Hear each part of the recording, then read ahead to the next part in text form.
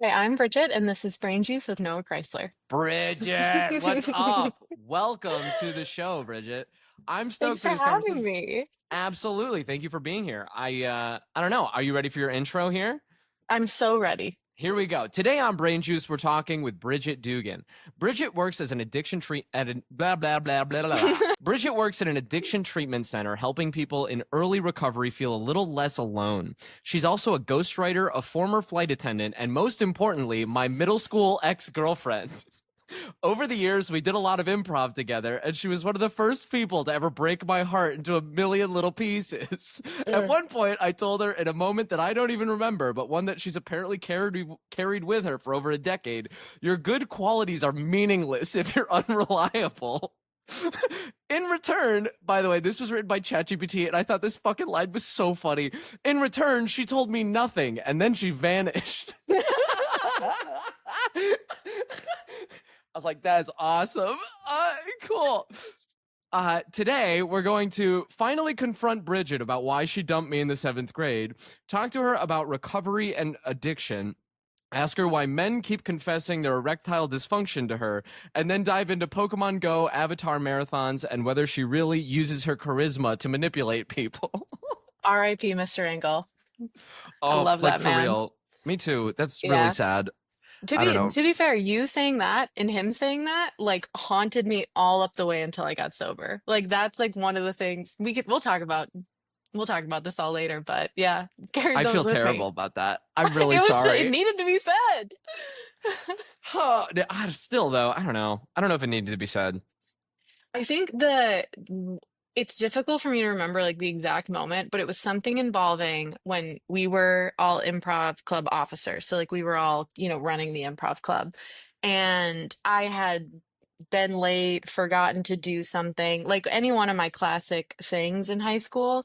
And I do remember like you looked at me and it was something along the lines of like, Bridget, you have so many great qualities and they just don't matter if you're not reliable. And I was like, but I thought about it all the That's time so after that. awful. It's That's such an true. oh. I don't think that's true. I think that that's a very harsh thing for I mean, yeah, I think that let's get into that, right? I think Yeah, like okay, so that's the first like topic of this conversation I think is interesting. Is like it's been a long time since we've talked, Bridget. It's been I years. know. I It's know. great to Since see you you. you came and picked me up from my flight attendant training compound Yes. and let me live as a normal human for a day, and that was nice. Yeah, because you were trapped in the Delta. Or I'm sorry. Can we say Yeah, the that's name of it? fine. I don't work for Oh, them okay. anymore. Yeah. Okay, it's fucked I up. live at the Delta compound in Atlanta.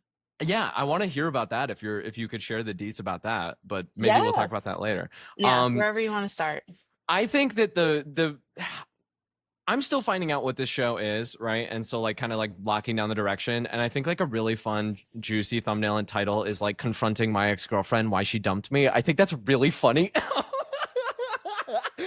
So that's what I hope you're cool with that. Is that cool with you? It is cool. No, I'm not saying this to be hurtful. I don't remember a lot of that. Like, You're like like you're when you said completely that, irrelevant to me. when you said that, I was like, when did we date? Was that not trying to be a dick? I remember you dated Caroline. Like, let's get Yeah. Caroline on here if you want to confront an ex-girlfriend. That's true. How Oh long did man, I we feel bad about that one. That how one's long my did we fault. date for? Like a couple weeks. Okay, well then, there was a lot of other things going on in seventh grade. Did Yeah, we that's true. what did we do for a date? Did we go and do something? We never actually went on a date, but like we like dated in like middle school. Like I know, hey, it's not. Why are you blaming me? I wanted to. I think I invited you, and you like flaked, dude. I don't know. I Oh, see, there we go. Not reliable. It all goes no, back to that. I don't know. That's what stood out to me in your outline, right? That the fact that like a line that I said to you haunted you you like Yeah. until you dealt with that in recovery is insane, and I feel terrible about that. But like I think that one thing that should be said is like I probably was dealing with negative emotion Yeah. because I felt rejected by you, right? And so I was like, oh, like here's a shitty thing to like fucking haunt somebody for the rest of their life. Like Like way later though. This is in high school where you said this to me. But yeah, this but I was don't know. That's like as I was reflecting before this conversation, like Yeah. that was one of the You were like, things that I actually, I've hated Bridget all along from seventh grade when we dated for 2 weeks and didn't even go on a date. Is that what it was? no, it's not that I hated you. It's that like I think part of me subconsciously was like super into you because like I think we're fun. I think that you're really cool, and I like part of me. I don't know. I recently released this video where I was like talking about like online dating, and it's very sad, and I'm in the woods, and I'm like very alone, and like and it's Oh. just like really depressing. And I think that like I have this weird. It's funny because you say that things that you said, that things that I said have haunted you for years, and I feel like Uh-huh. our relationship also haunted me for years as well. I love that. I love to haunt people. I hope everybody's just carrying me around in the back of their head. Can I share with you one thing that you said to me that Please. here we I go. won't remember it, but tell me anyway. I was like I was it was when God, this is weird, but like it was when we were in Atlanta and I'm thinking to myself like, Yeah. "Oh, cool, like we should go like, on a fucking date and not just be friends, but we should go on a date." And I remember you telling me you were like, "Well, the guy that I'm into rolls his own clove cigarettes." And like and that's That's such a bad look for me personally. The only one who's I'm coming sorry. out of that embarrasses me, Noah. No, Oh, I'm sorry. We can also cut. I feel bad. you I don't don't have know. to cut any of this. I'm not Okay, embarrassed cool. about it. Yeah. Cool. No, I mean embarrassing because it speaks to my mental health at the time that I was into somebody who the main thing about them is that they roll their own clove cigarettes, you know? I don't know. I But mean, I think that that person it's sounds so pretty cool. cool. He's actually so nice. I know exactly who that is. He is so lovely. I did have I was in love with him while I was in Delta training. Lovely man. Yeah. Cool. Well, that's why I now only smoke clove cigarettes. So, No. I'm Are you kidding. joking? It's a joke. It's a joke. No. Oh, that was gonna be really funny. No, I don't smoke. I'm like a month sober, which is cool. From drugs and alcohol. Hearing that, like, I probably said that to you because I was like shitty and resentful all those years ago. Like, does Mhm. that change the context of that, or do you feel like that still holds true? When I think back about like that whole time in high school, because like whatever. The high school we went to, like it had a really big arts program. Like that was, I think it was a great place to be in high school. Like looking back, obviously at the time you're like, I hate high school, but it was great. And like the teachers were really supportive and there was a ton of stuff going on. And always wanted to like be the vice president of this or involved in this or involved in that. But like I just could never show up. Like I was really good at like talking my way into it, and then I felt like I could never follow through because of, I was a teenager. Like I was struggling. I don't know. Um and so like when you said that to me, there wasn't a single part of me that was like he's not saying something true, you know? Does that make sense? Did I say that? Not saying something? Yeah, no, He that is makes sense. saying something true. Because I did feel like I wasn't reliable and I overcommitted myself. And I knew it was because like I wanted to be liked by people and I wanted to be involved. And like that was the other thing. Our old theater teacher, Mr. Engel, God rest his soul, when he said to me, like I don't know if I ever told you this. Did I tell you the story? He like Yeah, I've pulled heard me this story, in. but yeah, tell it again Okay. because it's fucking Because crazy. I think that you saying that and him saying that like go into each other. Because it was the end of my junior year when you said that to me. I had like fucked something up, hadn't done something. We had a big improv show. I was late or whatever, and you said that to me. And then like, whatever, a couple weeks go by, end of the semester, we do the elections for the following year, and I, got myself elected onto 15 different things. And he pulls me into my guidance counselor's office, Mr. Engel, and he sits me down with my guidance counselor who had no idea what he was about to say. And he just goes, Bridget, like, here's your absences for the year. Here's how many times you've been late to homeroom. Like, I've been watching you in your current positions. Like, there's no way that you can actually do all these different things. And I was like, well, like, I don't know. I think I said something like, well, I mean, I got elected to them. Like, I don't know what you want me to do. And he was like, well, you use your charisma to manipulate people. And then, like, when you disappoint them, like, you just kind of get out of it. And he's like, but that's not going to serve you for the rest of your life. And like, and he told me I had to drop to just two things or he wasn't going to cast me in the fall play for my senior Jeez. year. Yeah, he stood on business. He said, I am not, and my poor guidance counselor was sitting there like, and yeah. And I remember like I walked out of there, I dropped some things. I was like, okay, heard, understood. But you know, also sobbing. And I remember I walked out and I saw Mary, our good friend, and I told Mary, and Mary was like, "Oh my God, that's so fucked up. I can't believe he said that to you, whatever." And I was like, "Am I using my charisma to manipulate her into saying this?" Like it really like I was like, "What am I doing that on purpose?" I think I just Oh my he showed God. me I think you saying that and him saying that, it was kind of a wake up call for me of like, okay, like, are you doing this intentionally or not? And like, if you are doing it intentionally because you do genuinely want to kind of get away with things and like, be a part of things without having to work hard, like, but you are doing it intentionally, like to manipulate people to get away with it, then like that's something you need to stop doing. And then Sure. obviously, like when my drinking got really bad, I would think about it all the time because I was like, wow, people just make excuses for me all the time. Interesting. Um, I say that like one, I am sorry for telling you that because I don't think that that is Stop a apologizing. It no, was it's not. No, helpful. genuinely. I mean, it's wonderful that like that felt helpful to you, but I think like hearing my own words back to me 10 years later is like haunting, right? To think that that stuck with you for that long, like because I think nowadays I would handle a conversation like that very differently, right? Like Yeah. because that phrasing.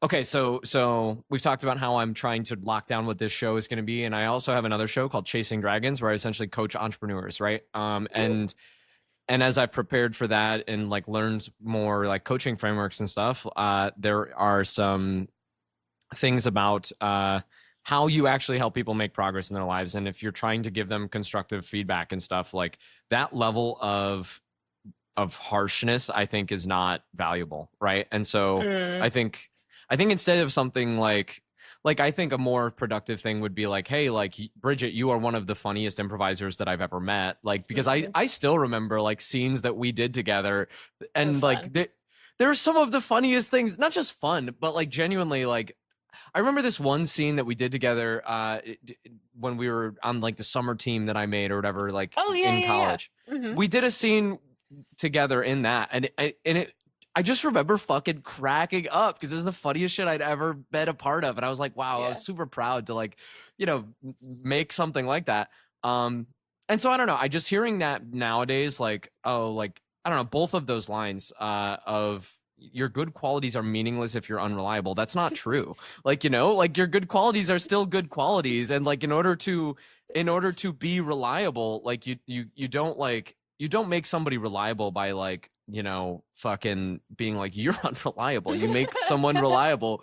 You make them reliable by being like, hey, like you're a valued member of this team in this community, and like but like at the same time it sucks when you drop the ball in these ways, but like here's a path Mhm. forward of like please do these things, and like I don't know, and it just seems super lazy and mean to me and cruel to say something like that to somebody. So I want to take responsibility for that and apologize because that sucks. That's a shitty thing to say to somebody.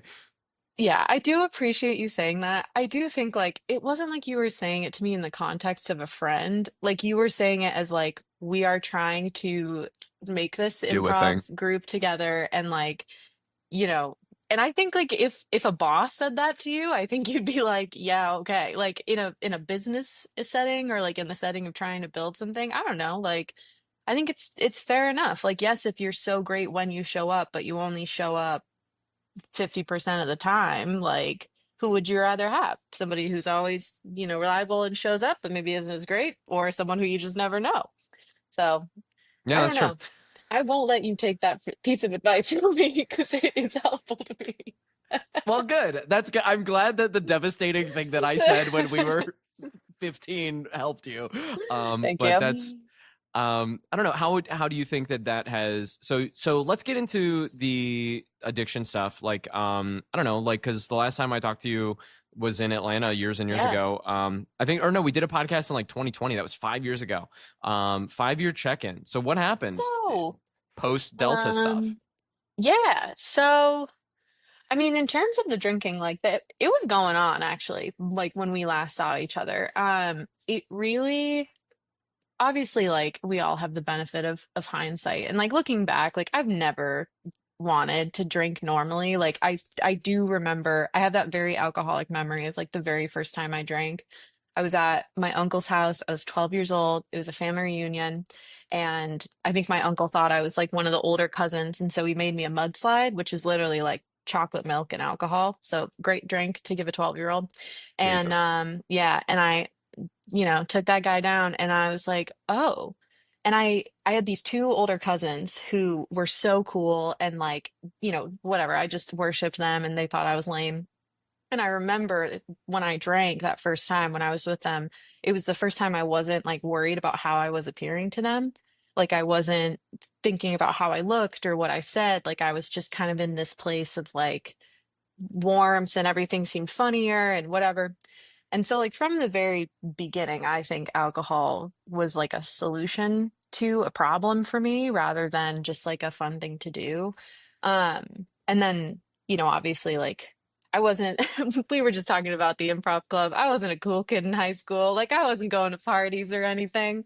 Actually, my one really big moment of drinking in high school was at your house when me and Nick ate too many chips in the car, and then I puked Were queso you in high dip school up during that? all Were over you in your high school? barn. I Were we thought in that high was school? college. I think that was Were we college. in college? I think we were in college during that. Maybe you and Nick were. I don't think I was, because I remember your mom told me the next morning when I woke up at your house, inside your house, with no memory of getting there. And I was sitting down at the kitchen table, and your mother, who's the nicest woman in the world, looked very sternly at me and was like, I'm not gonna tell your parents, but like, you should tell them. And it was the worst. That's another Oh my moment I God. remember so clearly because I was like, oh my God, the Norma right thing to Jean. the right Norma thing would Jean's be the to tell goat. on myself. To be fair, I puked queso all over her barn. I bet she was upset. Yeah. I I think remember I was cleaning in that. I think Like I you was in guys my cleaned senior that. year. Got it. I thought you were definitely in college at that time, but interesting. Okay. Yeah, Because you what a and Nick great would have story. been. Yeah. Can I share that story from the get here? So like Back at it.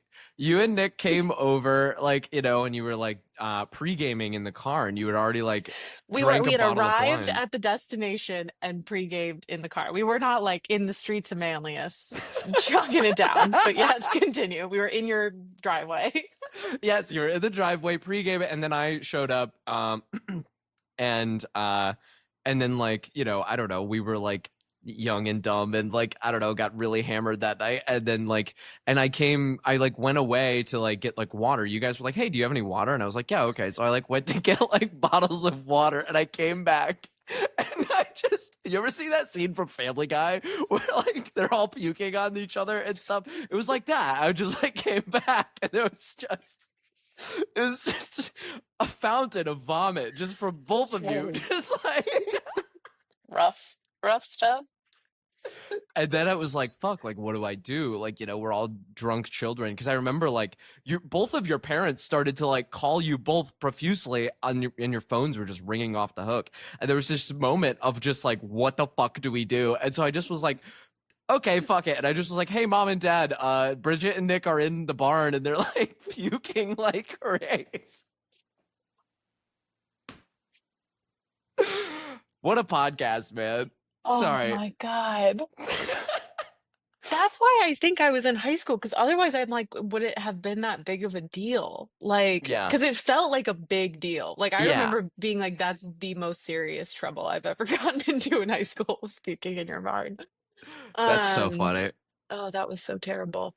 But yeah, we should have known back then what was coming. And then alcoholism got worse. Yeah. So, So tell me about that. If you're okay with it. I don't mean to. yeah. God, this is like this conversation so far has just been like a torture session. The first podcast, when we did our podcast 5 years ago, it was like very fun and light and one of like the best Yeah. conversations ever. It was super fun. This one just feels like a fucking just like hey, let's talk about this fucked up thing. Then this one. Then this one. It's But been you so know what? long. I think it's Exactly. good. I think it's good. We're getting into it. Wonderful. Um, So what happened after I see you in the Delta training program and stuff? Like, what was life like And like, I don't know, do you mind talking about that? Because I find that to be fascinating. Yeah, no, of course. So, yeah, like I had struggled throughout college, but like was keeping my shit together. I took my senior fall semester off because I basically had like a little mental breakdown. And I was like, "Oh, I'm just depressed," and it has absolutely nothing to do with the fact that I have like all these empty bottles in my closet. I'd like just turned 21. So, anyway, pulled it together, graduated, literally went to Delta training the weekend after I graduated college, and was like, I'm gonna pull it together. Like, college is over, whatever. And then I was a flight attendant for 6 months, and then COVID happened. And at that point, like, honestly, even during Delta training, I kind of knew I was an alcoholic. I had this like weird thing where I would read all these memoirs about like people getting sober, and then I would be like, "Yep, I am an alcoholic." And maybe if I read enough of these, it'll just magically go away. And it didn't. So, so I very much like knew that I had a problem. Like at that point, there wasn't any part of me that was like, "It's fine." But when COVID happened, it wasn't like I was going out with the other crew members anymore. Like, I mean, it was crazy flying during COVID. Like, I remember walking through JFK, and the only sound I could hear was like my own bag rolling behind me. Like, there was none of the things were open, no one was in the terminal. And so then when we would go on our layovers at night, like, you weren't supposed to see the other flight attendants. You weren't really supposed to go anywhere. So I would pack like a box of wine or like a bottle of vodka in my bag because I was like, well, I can't go anywhere. Nothing's open. So again, we also like your bags don't really get searched by security as a flight attendant. You go through like your own separate checkpoint. You're allowed to have bigger liquids, so whatever. Um, so I just kind of got into the habit of like drinking alone in a hotel room. And it was like after, the year of COVID, like after that ended, it was like the world opened back up and like I just did not want to go back out into it. Um, because at that point, like the idea of going out with other people and having like two drinks and having to wait for a bartender, like that just wasn't what I was there for. I was there to get as drunk as possible. Um, so that went on for 3.5 more years. And Wow. then in October of 2022, um, I I don't know, like nothing really happened. Like I actually there was times where like I was going to work drunk, like I started drinking in the mornings. It was like real classic alcoholism. All the things you read about. I was sleeping on top of my dirty clothes. There were so many crumbs in my bed that like I was basically exfoliating my legs every time I went to sleep. I got oral thrush because like I kept passing out like without brushing my teeth. Like it was so bad. So I'm really bad. sorry. That's awful, and I'm Oh sorry my that you God. went through that. No, I mean, it's all good. Yeah. And then recovery October 2022.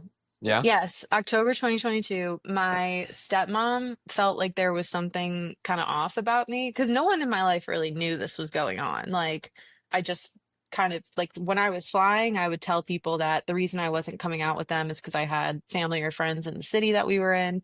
And then when I got home, I would tell my friends at home, like, oh my God, I had so much fun with this flight attendant. We did this. Like, I was just lying, using my charisma to manipulate people and getting away with it.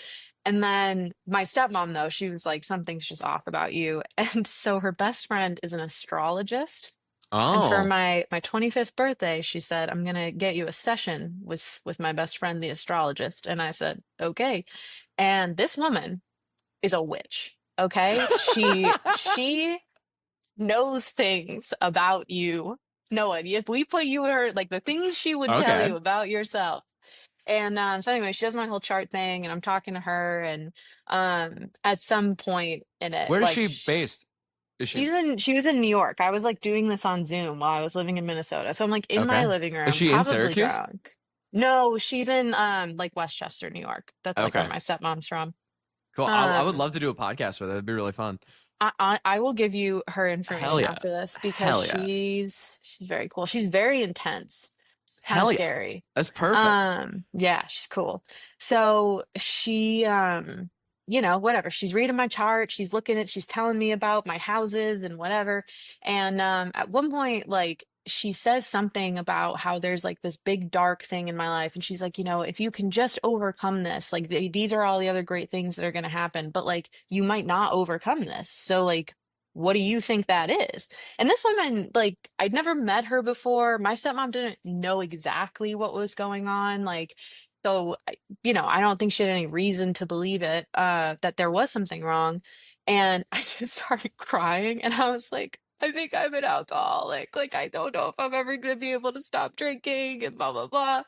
And she was like, okay, like, how much do you drink? And I told her like a much lower amount than what I actually did. And she was like, every day? And I was like, yeah. And she was like, have you thought about inpatient treatment? And I was like, what the fuck does that mean? And she was like rehab. And I was like, oh my God, what would she have said if she knew the actual number? You know? It's like, oh no, I'm in trouble. Yeah, So rough. yeah, so whatever. That happens, you know, end the session. I think about it for a second. I'm like, that's crazy. Doesn't she know that I'm a flight attendant? Everything's fine. Okay. I'm managing everything perfectly. I am a functional alcoholic. I Thank said, I'm you. sorry. You should see me in my little scarf. Like you'd never know. Okay. And then I went and saw one of my best friends who was like one of the only people who had an idea of how bad it was.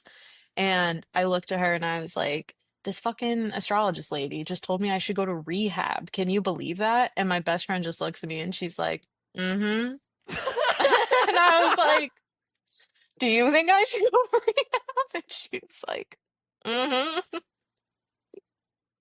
And you know, called my dad, said, I think I need to go to rehab. He said, okay. We hung up. I turned my phone on Do Not Disturb for 3 days, drank for 3 days straight. My Oh, friend came over. She was like, your dad's calling me. He's like about to fly out here. I was like, all right, everybody calm down. I don't know why everyone's getting so dramatic for. I'm I'm almost fine. dead, but you I'm a know it's flight fine. attendant. Like, It's fine. I'll look at my God. scarf. Like, I was like, I literally just went to Paris. I'm fine. And so he had just moved to Litchfield, Connecticut, like 2 months prior. And he was like, I want you to go to treatment at this place near me. I like found it on Google Maps, you know. I was like, okay.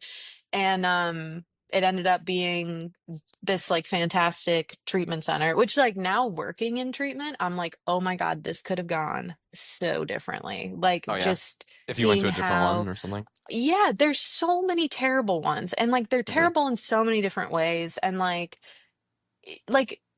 you don't know how to navigate the system until you've been through it. And so like I really lucked out by the fact that my dad 2 months prior happened to move 30 minutes away from like this fantastic place that's been around for over 80 years. Like um Sure.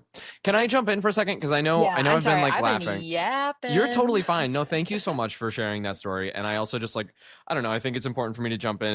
And I laugh because you're a great storyteller, and like I also know you really well, and so like it's really like I don't know, you It's make a funny. whole. It's not funny in like a haha way. It's funny in like a oh like I don't know. It's funny in the way like a Mike Birbiglia special is funny, where it's like oh that's Dude, horribly great tragic. compliment. Absolutely, no, for sure. Like yeah, absolutely. Um, but yeah, like I'm sorry that that happened, but also like it's really cool that you seem super well adjusted. Like the fact that you can talk about these things, like and that you've like worked through like the shame of like going through this shit, and so Yeah. that like to talk about it openly, but then also to talk about it on a fucking podcast, like with your name on it, is like a huge deal. So like I think that that's what do you think? Because like I've met people who have similar stories as that. You know, I'm a month sober because like you know drugs and alcohol were impacting my life in negative ways, and like I don't really love to be like so you know here's the negative ways in which drugs and alcohol were affecting Yeah, my life. tell me about it. I don't know. It was just a lot of like man when you get a lot of negative comments on the internet, it's kind of easier to just like Yeah, disassociate go with gently into that good night. yeah, but it's just like, Mhm. oh, cool. Just like I can fuck. I used to. I make a joke because like there's a. I don't know if you watch The Legend of Korra, but do you know Zahir? Yes. When he Yes, goes, I when he do. goes, when he goes, release your earthly tether, become Yes. wind. What is it? Float and become air? It's something and become Yeah, air. yeah, no, Yes. become wind. Yeah, release your earthly tether and become wind. And I Yes. think that's the funniest way to say that you're high as fuck. Is to be like, I've Honestly, released my. when my boyfriend and I were rewatching that, we were like, someone on this staff writing panel is in recovery. Cause like so much shit that gets said, like General Iroh, all the shit he spits out, like Yeah. we were like, someone here has had a little trouble in the past. Oh, Because for there's sure. Are so you many kidding me? things that With connect. Yeah. Zuko? Oh, Oh, absolutely. come on. Yeah. Oh yeah, Zuko is essentially a little junior alcoholic. I Um, know. Fueled by yeah, resentment. Yeah. yeah. But anyway, I think that it's amazing and clear evidence of like how much progress you've made, and it's really impressive. And I don't know, can you speak to that? What do you think helped you the most in your recovery journey and dealing with that stuff? Yeah. I mean, I'm in AA. And I don't, there's like, everyone kind of has their own relationship with like how open they want to be about that. I mean, it does say in AA, like it's Alcoholics Anonymous, right? Like you're supposed to be anonymous. Um, so like I know a lot of people who are like proudly sober people who like still wouldn't do something like this and like come on a podcast and say they're in AA.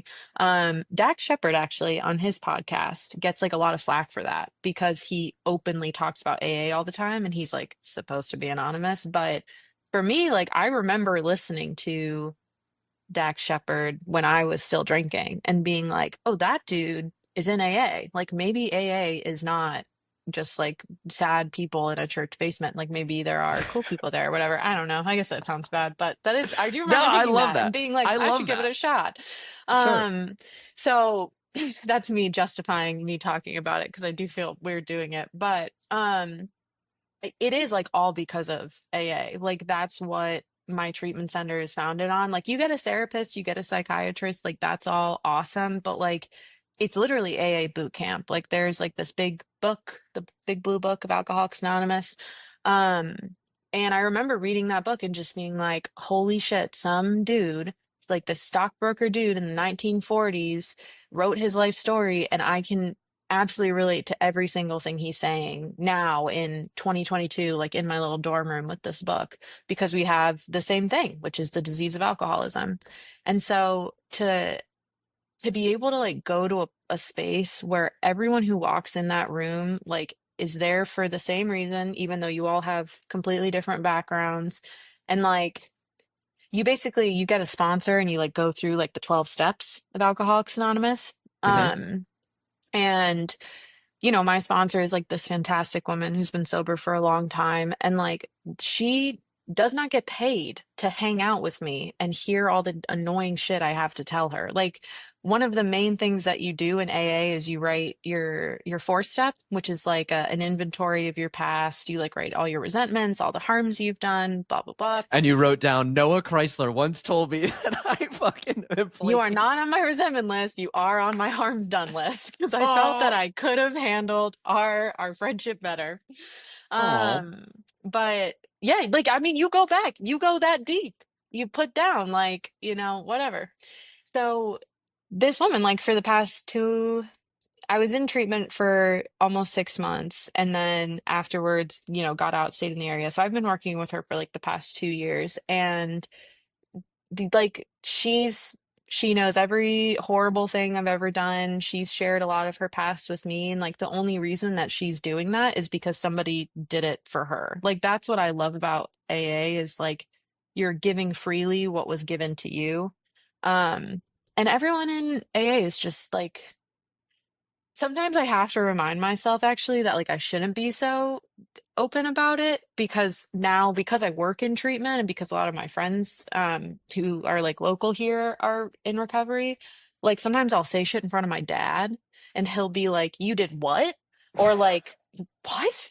And I'm like, "Oh, but like it's fine. Like I Yeah, survived. Like I don't know yeah. why you're like I'll be Now talking I'm about good. like how many times I like fell asleep in the hotel bathtub like while I was drinking and I'd wake up and I'd be like because I was like almost drowning and he's like looking at me like And like my boyfriend who's in recovery is like, yeah, good thing you didn't drown. Like that would have sucked.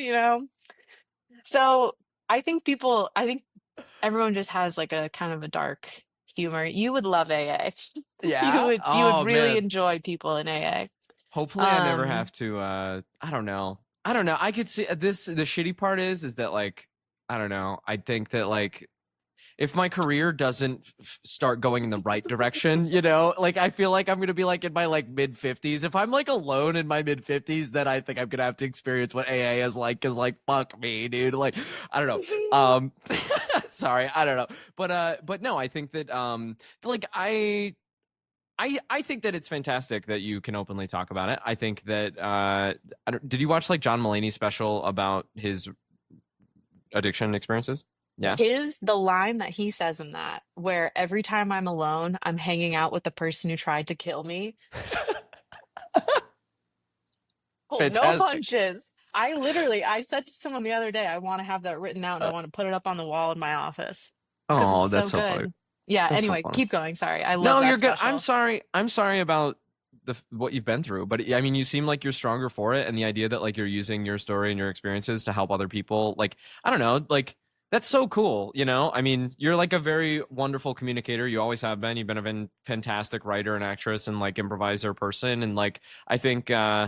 I think that my life has been difficult because I'm trying to use that skill set and trying to like position it properly in the market in a way that makes me money without like killing me, right? Yeah. And without make me want to kill myself. And like, and you can do like sales, but like sales unless you're like most of sales is like taking a shitty thing and like trying to get people to fucking buy it, right? And Yeah. so it's like and so that sucks because I don't know, it just doesn't feel right to me. And so I feel like and I've had other like good experiences in my life where I've used those skills for other things, but sometimes they're used. Sometimes bad actors want to use those skills to do bad things. Because like I don't know, when you're trying to do bad stuff and you have this like fun person who's really good at using their charisma to manipulate people, then like Yeah. Is this about the video? Well, I did a little deep diving on that. yeah, it's That it's was rough. tough. Reading those Yeah. comments were tough. Oh yeah, that's a super fun comment section. Yeah. No, I think that it's just I mean, I don't know. I need to not talk about that 24/7 because I feel like a lot of Okay. my content is talking about that. So I don't want to do a super huge deep dive in that. But like at the same time, like I've been a fan of online communities for a very long time, and I think Yeah. that that is just organically what happens when someone pulls at the fabric of a reality that a lot of people enjoy, Mm, they get punished for destroying an illusion, right? Or like impacting it in any way, right? And so yeah. I don't know. It's like a curated culture that is specifically groomed to be that way, right? Mm, And that's what people in my life didn't understand, right? Like I think there was many people in my life who were like, why are you so afraid? And it's like because you don't understand. Like there's millions of these people. Like yeah. like there are millions of these people that worship this person, and they don't. I wouldn't say they're the most media literate people on the planet, and they do not have much empathy. And I've spent my entire life trying to build a career on the internet, and so to have a few million people on the internet who like fucking suddenly want you dead it's a weird thing to navigate. Um, Yeah. but anyway, I think it's really cool the way that you've used your story to help other people out of addiction. I think that that's fantastic. What is like, have you learned anything like mental model stuff or like things about people, things about psychology since working in AA and helping other people on their recovery? Like things that are beneficial and useful to working with people? What types of things like that? Anything like that? Yeah, I think the most helpful thing that like I think everyone should kind of apply to their own lives is that in AA you like don't tell people what to do. Like that's a big no-no. Like you don't say this is what you go do. It's kind of like a little it's kind of like a little Yoda advice situation where like people make suggestions, but really like you only talk about yourself. Like one of the which sounds like bad. Like it sounds like it's okay, then everybody's just talking about themselves. But I think that there's something about like hearing someone's story, identifying it, and then identifying like what they did wrong and how you can learn from that, or what they did right and how you can learn from that. Um, how do I want to say this? My brain is like buffering right now. You're good. Maybe I can talk for a little bit. I think that that's a fantastic. I think Please. that's fantastic because I'm trying to, or not trying to. I'm studying like personal like business coaching frameworks because I think that Yeah. that's how I'm going to use my manipulative charisma in my life is trying to manipulate business owners to making better businesses. And one of those, like all of the frameworks are essentially, excuse me, they all boil down to the same thing, which is like you're essentially like trying to Jesus. What was Motivate. that? I don't know. I have smart lights, and sometimes when the Russians attack our infrastructure, they hack Oh into my Philips no. Hue. Yeah, I don't know. Oh no. When you're doing a lot of like coaching stuff is like motivational interviewing stuff. That's why I think that what is it? What is the other conflagulatory like disciplinary like stuff like when you're like, hey, do this like you like shame based advice giving. I have a lot to Sure. say about shame You based clearly advice do. giving. Yeah. For someone who does it. Do I do it? I hope I don't do No, it. I'm making a joke about Oh, what you okay. said to me when we were younger. It's just a joke. I feel bad about that still. Don't. No, Don't. like, because, like, I don't know. That's in the environment that I was in. Shame-based advice giving was kind of the whole. That was what paid the rent, right? And it was like, okay, cool, like, and and I knew that that wasn't helpful, and I knew that that wasn't effective, and I just got a really, really loud notification in my headphones. It was really loud, but that's okay. We're gonna ignore it because a professional ignores it. You're doing But great. but no, a lot of it is more of like motivational interviewing, right? Where it's like Yeah. connecting with somebody emotionally and having like just reflecting back to them using like active listening what they're already saying, right? Making sure they feel heard and Yeah. listened to and not being preachy and being like, hey, like you should do this and then your problems are all fixed. And Yeah. as I make more coaching stuff, I hope that that is the direction I'm moving in instead of because it's also very easy to a lot of these online gurus like they are just like, well, you should just do this, this, and this, and like, and that is a compulsion that I have, right? That's something that I want to do because like Yeah. I have my own experiences uh that inform like the idea that I know better than certain people, Mm. but at the same time that's not effective. You know, that really truly isn't effective when you're working with an individual. So I don't know. Did your thought buffer as you were buffering over there? Yes, it did. And what you were saying helps me kind of get the train back. Here we go. Um, yeah, I mean, like it's funny because if someone doesn't really know a lot about AA, like you'll have this happen sometime where someone will share about, something bad that happened to them that day or something they're struggling with. And then someone will raise their hand and they'll say, so I think you should do this. And that's like the word you should like never come out of your mouth. And like other people will share basically in response to what this person is saying, but they will never say the word you. They'll never say that that's who it's to. Like they'll just kind of talk about their own. And then you kind of just have to like follow the thread and see like, okay, is this, what message am I trying to get from here? But I think that, yeah, people don't really respond well to that. And I also think at the end of the day, like a big thing in AA is the serenity prayer, like things, God grant me the serenity to accept the things I cannot change, the courage to change things I can. And something my sponsor and I talk a lot about is like when we talk about the wisdom to know the difference between what I can change and what I can't change, the literal only thing I can change is myself. Like it's not, oh, I can't change my mom, but I can change my boyfriend. Like it's just yourself. So I think that idea of like, okay, I can't control what others do. It's not my business to take up the sword of justice and like get my self-righteousness out on everybody else's business.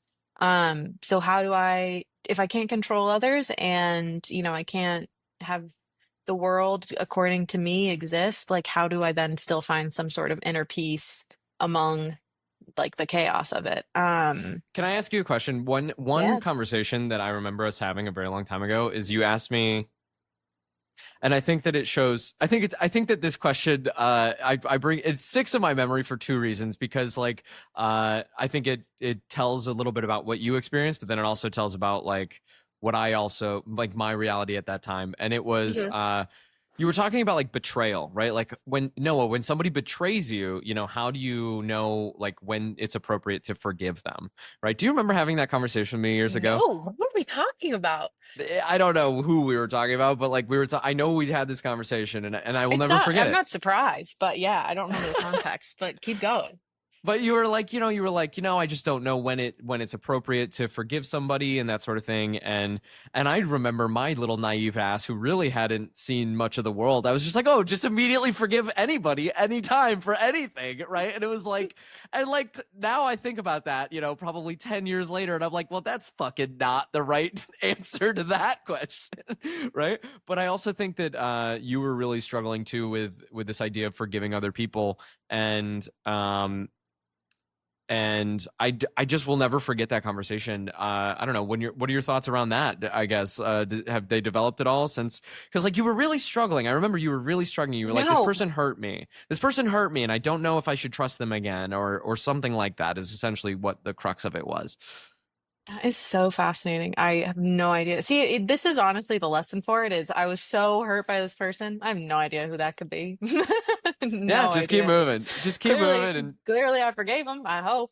I mean, I think I would have had a really different answer before I got sober. Like I definitely was like, I had so much shame and insecurity around my drinking. Like I was like, trust nobody, let nobody in. Like I had my friends. Like I wasn't dating anybody while I was drinking. Like, I had I fell so deeply and unrealistically in love with this flight attendant, and he had a girlfriend, and like we had this whole will they, won't they? And then we did. And then he said wow, he wasn't going to break up with his girlfriend. And then a month later, I like came out of this concert and he was standing in the rain and he was like, I did break up with my girlfriend. Like, I just would never forgive myself if we didn't try this. Jesus. Imagine that happening and you're drinking almost 24/7. Like the level of removal from reality that was happening at the Oh my time. God.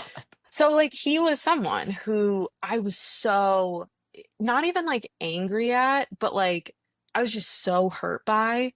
And that the last time we ever talked was I think June of 2022. And it's like not, you know, it makes sense that from, June 2022 and then October 2022 was when I went to rehab because things just really got so much worse after that. And in a lot of ways, I think I was kind of like drinking at him. Like I was like, fuck you. Like if you don't recognize how like good that could have been. Because it was just one of those people who you meet who it's like it just clicks. Like I was convinced he was my soulmate. And like halfway through my time at rehab, I found out I opened my phone on Valentine's Day and it was a picture on his Instagram and he was getting engaged. Oh. Oh man, the dagger. The So fucking like dagger. not long after, this girl looks just like me. Oh my Um God. and but I don't know. I think it was like a previous girlfriend who like he kind of came back Sure. around to. Rekindled. And you know what? Like I was so mad at him. I wrote all these like horrible songs about him, like just fuck you and you should have known better and how dare you and I trusted whatever. And like at the end of the day, like I've I've hurt people before. Clearly, I hurt you in seventh grade, and I know I've hurt other men in similar ways, and It's let like, me clarify. And I also like if I said that to you in junior year and I was dating somebody else, then like maybe I wasn't like feeling I this think like you weird just were like, rejection or you need to get your shit together because then you're. then yeah, then maybe I shouldn't have I like don't I think it don't was know because about that. I thought I said that at a different point. If I was dating somebody else, then that's probably not what my motivations were. That said, like I do think that when people say like super negative stuff to you like Yeah. that, like I think it says more about that person than it says about you. I don't know. I'm not cool that I said that. Like I don't think it's cool that I said that to you. I think that that's fucked up. I don't think that We that's can like a bring this up every 10 minutes of the conversation. We'll come back. You'll say, I every shouldn't have said it. It five was really years because mean. in 5 years from now I'm gonna apologize again, right? Because All I right. did it probably, Fair and I enough. hope I apologized 5 years ago during our COVID-19 conversation. Did I bring But it up then too? I don't know, probably I Oh, boy. usually bring up the same stuff. Yeah. um but yeah, I want to clarify, like I don't What I think it is was I think that like I don't know, we were super young, but like I do think that like that did fuck with me, and I think that like throughout my life I've been dealing with this idea of like pining after women, right? Which Yeah. I hate to admit, you know, but just like developing like crushes and then just like seeking validation from external sources, right? Yeah. Either social media or women or like you know or authority figures, right? Yeah. And I think that most recently in my life within the last month it's like okay cool like stop validation seeking behavior, right? Which sucks Yeah. because like it makes life very boring, right? I stopped doing drugs, I stopped doing alcohol, like drinking alcohol, I stopped using social media, and I turned my phone black and white, and now I'm just like okay cool, regardless of what the dipshits in the comments say, I can do the same thing for me. So like instead of looking for a pat on the head, just get to work. And it sucks and it's boring. Like a lot of it is boring. Like it's just like a lot of like, you know, 12-hour work days of just like Mm-hmm. fucking make this stupid ass system work a little bit better. But like Mm-hmm. but I don't know. I feel way better. I feel way better. And life is way more boring. Like, you know, like you don't have these constant emotional roller coasters of like Yeah. but it's felt nice. And so that's what I think this era of my life has been about after crashing out on the internet a little bit and having everyone be like you're a fucking pussy. Like it's like oh okay well I don't know. I didn't have a choice other than to disengage with that because like Yeah. I did re-engage for a very long time. And it's like, well, actually you're a fucking idiot and like here's 10 things that you're wrong about. And it's like, okay, cool. That is not gonna work. Like, you know, Yeah. there's too many. There are too many of them to convince each one. Yes. So I can't. So the only other choice is to disengage. And then once you do that, you focus on yourself, right? Yeah. So that's been my life, and that's been the direction I've been going. And that's why I don't know, I know it's weird to talk about stuff from seventh grade and people in the comments are gonna be like, oh, no one needs to get the fuck over it. But like, I don't know, I do think I think it's this pattern in my life where I seek external validation from other people. And it's a pattern that I've been trying to break. And I think I've had some success recently trying to do that. So I I don't love know. that for you. I think that's Yeah. fantastic. And I like what you're talking about with that, like I think obviously with what you've been through recently, like forgiveness is a really difficult thing to have. Like one thing they talk about in AA is like a justified resentment because so many resentments are unjustified, right? Like you're pissed off because someone cut you off in traffic, but like you have no idea what they meant to do or did not mean to do. But Right. like when you have a situation, like I felt this way about this flight attendant. I was like, I felt that he sh- knew what he was doing and like hurt me anyway. Like I have every right to be angry with him. But at the end of the day, like he's fucking fine. And like your guy, your that internet man, he's fucking fine. Like the only person who is being hurt by me being angry and resentful and all these things is me. So it's like for me, if I have to forgive him in order to move on, otherwise I'll just be like angry about it forever. And like it's just kind of at the end of the day, like I have to do it for myself. It's not even really about the other person. Um, because yeah, nobody likes to be around someone who wants to tell the same angry story 15 times, which is what I did when I broke up with this guy, or he broke up with me. Yeah. I Um, think that's a really good point. I think that, you know, you talked about justified anger. I think that it's important to me that people understand that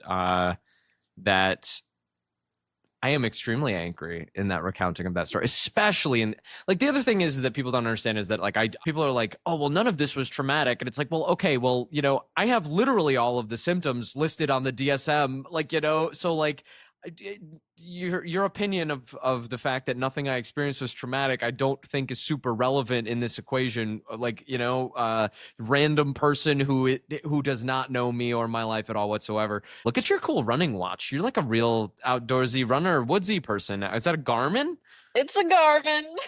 Oh shit! Thanks for asking. I've just been like this the entire interview. Just Look at my whoa, those fucking steps. Garmin. Hold on, my heart rate real quick. Yes, it is. It's the Forerunner 55. It's the cheapest one. Wow, nice. Well, Yeah, you know what? My Garmin is the cheaper version, which I don't have. I don't have a Garmin. nice. Bridget, why do men keep confessing their erectile dysfunction to you? I hope you're not like offended by this, but like this show's gonna grow into something like totally different. It's gonna be essentially like it's going to be me trying to find like extremely extreme and strange interesting people like like that have Right here, but that's fine. no but like trying to do it like more deliberately, like one example I Hmm. gave is like I want to talk to a furry, and just like learn everything about like what that is about, like Okay, right here. yeah, Bridget, what's That's your a joke. persona? That's a joke. For now, maybe in 5 years For you're gonna be a now. in 5 years from now we're gonna do another podcast after the robots have taken over, and you're Yeah, gonna be a furry. it'll be great. That's okay. That's what I'm going. That's Okay, hopefully. so you're gonna find furries. Your whole pivot is that you're gonna just find a bunch of furries, interview It's a them. show about furries. Yeah, Yeah, no. I love that. No, here's the thing is that like I want to do like my YouTube channel is going to be like I kind of want to make it like left brain shit and then also right brain shit, right? Because I think that Okay. like the interesting thing about me is that I think I'm fascinated by both, right? Like I'm both like a fucking nerd and like business like life coach obsessed type person, right? Like but then I also think that like I'm a fucking weird artist type too that loves comedy and loves weird creative shit, right? So Yeah. so so I've got two shows, right? The first one is like a business coaching show called Chasing Dragons, right? And I've recently just built out all the systems around that and I'm like going to become or I've been working on this, and I do think that already I have the skills to be like a really really solid and really really good business coach, right? That's Um awesome. yeah, because like I don't know, I built a marketing agency, and during that I talked to a lot of fucking business coaches, and most of them suck. They just suck because they don't care, right? They don't care, and like they don't ask enough questions, and they don't have enough information, and like and then if they do, like you either get a nerd, right? Like you either get somebody who knows what the fuck they're doing, or you get like, like the soft skills, like creative person, right? And so it's like, okay, cool. I'm fucking crazy because I am both of those things, right? So I'm gonna ask you as many questions as I can to fucking learn everything about your business, right? But then also I'm fun, right? So like, and hopefully I'm pretty good at working with people. So that's the first show is Chasing Dragons. The idea coming from Don Quixote. Are you a big Don Quixote fan? I am familiar, but not a big fan. Well, it's a good book and a good the film adaptation is pretty good too. Is that Man Um, a la Mancha? Is that song? yeah, I yeah, am yeah, a yeah, donkey. Okay, yep, yep, yep. yeah. I love that fucking musical. It's great. And so yeah, Chasing Dragons is that, and then Brain Juice is going to be a show where essentially what I realized is like, if you look back at the top performing episodes of this, and also other people, their strategy on the internet is just like find something that's like divisive or sticks out from like you're an improviser, like base reality, right? Like base Yeah, reality, let's just say base reality is normal, and then like you need to just find something that sticks out a ton from base reality, yeah. right? And that's what brain juice is just like, go find somebody who sticks out from reality, right, in some interesting way. And how do they stick out, and are they comfortable with being framed as like hey, are you cool with me titling this video, confronting my ex-girlfriend about how she broke my heart into a million little pieces? Right? It's like, because like that's inherently interesting, right? And so Yeah. that's what brain juice is like, how do I create a mechanism and a machine that just packages extremely like interesting conversations with extremely interesting people. So those are my two shows. The first one I love positioning it. myself as like a business douchebag, and the second one positioning myself as like a comedian that like wants to like comedian journalist, right? That's one show is comedian journalist. The other one is business coach, guru, douchebag guy like Gary Vaynerchuk, but hopefully way better because I fucking hate Gary Vaynerchuk. I love him. Gary, let me interview you. I think it'd be really fun. Anyway, cool. Now I've been yapping for a bunch. You yap some more. What's your plan for your life? In 5 years, when I talk to you again in 2030, when we do another podcast, Bridget, what's that podcast going to be about? Is it going to be about how now I'm Bridget, the world traveler, and I also knit? No, I'll never knit. Mark my fucking words. You'll never Okay. catch me knitting. Um, I don't know. It is I feel that I'm in a very good place right now, but not like a place I want to be forever. I very much enjoy my job. Like I feel like I'm doing meaningful work, but this is the thing about doing work that helps people is it's exhausting and you don't make a lot of money. So, Interesting. and that's not like the most important thing at the end of the day, honestly, like 'cause I don't know. Like I love it, but like I got home from work last night at 10:30 p.m. because like we had someone who was admitting late to treatment, and I literally had like driven home. I got in at 8. I was gonna leave at 5:30. I was talking to some family on the phone, like ended up leaving late. Got back to my town that I was in or that I live in at like 6:15, got a call that actually we are going to have somebody admit late tonight, went back to work and then didn't get home until 10:30. And that happens like not often, but like there are certain days out of the week where I can be at work until 10 p.m., like doing, as an alcoholic who's never on time, like I get it. People don't call at 9 a.m. and say, I'll be punctually arriving to treatment with my bags packed at Right. 10:42. Like it's just not how it Because works. it's the hardest day of their lives. It's Like, you the know? worst day of their lives. And I Yeah. can't tell you, like I've chased there it's a big hill leading up to our campus. I've chased people up and down that hill, like just being like, listen, you don't have to come in if you don't want to, but we're in the Yeah. middle of the woods. Like Sure. Yeah, you're let's just just nowhere to go. go. You're not gonna find anything out here, okay? Um, Oh man. so it's like when it's great, it's so great. Like there's a girl who just started working in our department, or a woman, I should say, who just started working in our department who like I did her first call basically. This is what I do at the treatment center is when people call and ask questions about it or need advice or like want to learn more about it, I talk to them. And normally it's like a family who calls first. It's normally not an alcoholic calling and being like, I've made the decision. I'm ready to get help. No one's pushing me to do this. It's just time. It's very, very rare that Sure. happens. And if it does, it's usually because some pushing happened behind the scenes, like with me. But so I talk to them, and then when they arrive, like I greet them, I talk to the family, I admit them. And I really do love doing that when it's like it can be so satisfying and wonderful. And then sometimes it's like somebody's just not ready to get sober. So like I've had situations where like I have chased someone up and down that hill for 4 hours, talked to their family, given them a tour, told them my story, asked them questions about themselves, felt like we were on like a good page, like and this is like it's like a dangerous thing, right? Like when someone doesn't admit to treatment, like you have to ask yourself, like, okay, what's gonna happen to them? And like we've had situations where someone's called and been like, okay, yeah, I'll think about it. And then the next day the family's like, well, they overdosed last night. So like that's just the reality of addiction. And so, or like, someone called and they're like, I was supposed to come in yesterday. I didn't want to. I got a DUI last night and now DCF is involved with my kids. Like this is all run of the mill. So I had like spent all this time with this person, and it was like like a girl who was in her early 20s, which always makes me get kind of like emotionally involved. And then she like left against medical advice maybe 3 hours after I went home. So it's just hard. Like it really does sometimes feel like you're giving a lot and there's no guarantee of the outcome. And that's just how it is with addiction. Like I tell parents when I talk to them, like the problem is like we can be the best place in the world and you guys can be the most loving parents. And like if somebody's not ready to get sober, it's just not going to happen. Sure. So that is difficult to imagine doing for a very long time. Sure. Um, so I don't know where I'm going to be in 5 years. Sometimes Can I'm I like, ask you more questions about that? yeah, of course you can. So it Actually, no, sounds like can I go blow my nose? absolutely. Wait, because I literally am about Totally to, kind. Totally cool. it's coming out of my nostrils.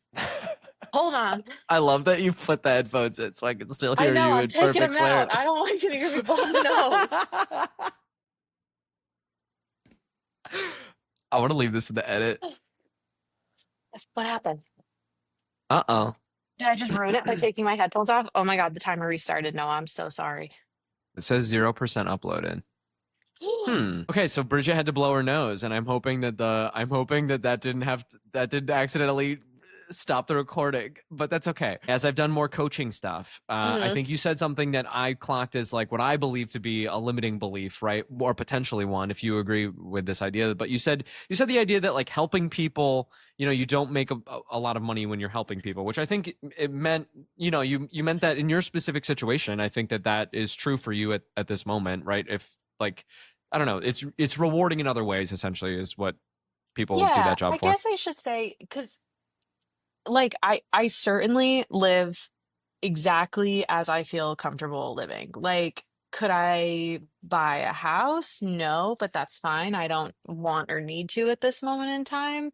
I just like I guess what I'm saying is like if I like there are other careers that like being a flight attendant, I actually would probably be making more than I make right now. And that's fine because because flight attendants actually do get paid pretty well if you stay with it long enough. But I